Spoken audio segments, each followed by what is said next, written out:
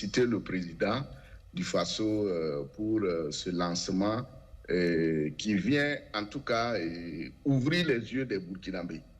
Voilà, parce que le Burkina Faso était aéré en matière d'infrastructures routières. Parler d'autoroute, bon, les Burkinabés ne savent pas c'est quoi une autoroute. Mais avec les TAC, les traités d'amitié et de coopération avec la Côte d'Ivoire, on avait parlé d'une telle autoroute. Et on ne fait que chaque fois qu'on se rencontre de rappeler aux gens. Et vous savez que ces questions de grandes infrastructures en Afrique ont toujours été des choses qui relèvent de la décision de la France, de la Banque mondiale et du FMI. Parce que ce sont... Pardonnez-moi de vous interrompre. Tout à fait. Donc aujourd'hui, ça a été lancé.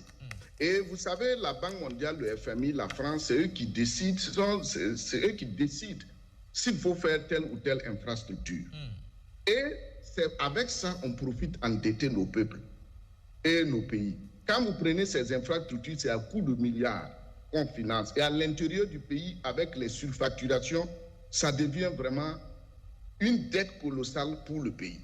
Ben, vous voyez que sur fonds propres, on va réaliser cette infrastructure qui date depuis des années et même qui a été à un moment donné une crise profonde à l'intérieur du Burkina entre l'Ouest et l'Est. C'est-à-dire, aujourd'hui, les gens parlent du Grand Ouest et ils oublient le Grand Est parce que c'est la France qui avait divisé le pays comme ça.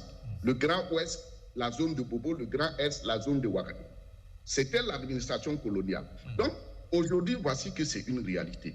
Et cela marque la volonté du président Ibrahim Traoré de transformer ce pays. Et les questions routières, l'industrie et autres sont les bases de ce qu'on appelle aujourd'hui le développement. Et en lançant ces activités, il vient aussi donner une information à tous les Burkinabés que le pays sera désenclavé du point de vue interne. Rappelez-vous que le goudron qui va à Dédougou aujourd'hui, la population de Dédougou avait marché et dire à Blaise Compaoré que si ils ne lancent pas le goudron, ils ne vont pas fêter 8 mars de cette année-ci. Ceux qui se rappellent de l'année où on a célébré 8 mars à Dédougou, la population de Dédougou a marché. Si ils ne lancent pas cette voie-là, ils ne vont pas accueillir le 8 mars. Et comme le 8 mars c'était politique en son temps, Blaise Compaoré a lancé et voilà aujourd'hui. Donc moi je pense qu'il faut saluer cela. Et deuxièmement, quand on regarde les travaux qui ont été faits à l'intérieur, on a vu le pavage avec Faso Merbo, on a vu les bus Sotraco qui sont arrivés, on a vu pas mal d'activités comme on appelle, intra-urbaines qui ont été réalisées. Et aujourd'hui, on est maintenant dans les activités interurbaines. Donc, c'est à saluer parce que le peuple burkinabé n'aura pas à s'endetter pour faire cette route. Donc, vraiment, je ne sais pas comment les Burkinabés, je sais combien les Burkinabés seront contents, heureux et fiers que pour la première fois, ils vont avoir une autoroute. Maintenant, quant à cette question de l'intérieur du pays, le président a dit que toutes les régions. Moi, je voulais, de ma petite expérience de journaliste, suggérer au gouvernement, après celle de Bobo, il faut penser à celle de Fada. Parce que c'est cette zone qui avait créé plus de problèmes en termes d'insécurité et de désenclavement. Il faut envoyer une autoroute jusqu'à Niamey et à l'intérieur de la zone de l'Est, créer maintenant des voies goudronnées parce qu'il y avait de très grandes provinces, mais il n'y avait pas de voies.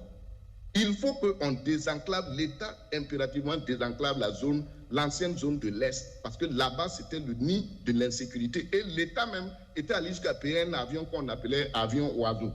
Je me rappelle en son temps, à la presse, on a débattu sur ça et on a mobilisé l'armée pour cette zone. Aujourd'hui, on est en guerre. Donc, l'État n'a qu'à songer que cette zone, ils peuvent aller à l'historique et voir comment il faut dégager des voies.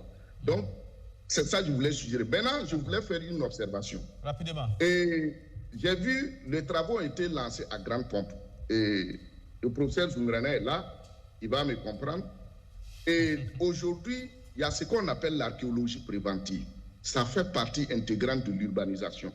Avant que des grandes œuvres comme ça, les aéroports, les cités, les routes, il faut que les archéologues passent d'abord pour étudier si la route ne va pas passer sur un site. Les zoologues vont voir si on ne va pas détruire des biotopes des animaux. Donc, si l'archéologie préventive, ils n'ont pas inclus ça, il faut qu'impérativement ils incluent ça, parce que c'est un très grand projet Et c'est l'occasion pour nos archéologues aussi de faire des fouilles.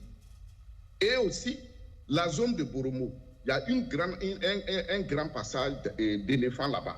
Comment une autoroute qui va passer, comment on tient compte, les géologues vont travailler pour que ces éléphants-là puissent traverser une autoroute quand leur période de migration va arriver.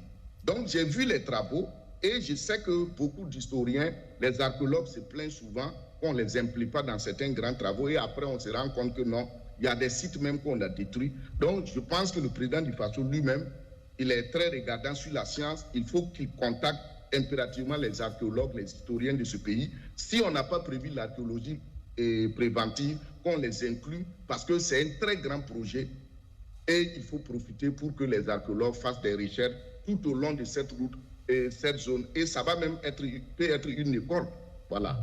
D'accord.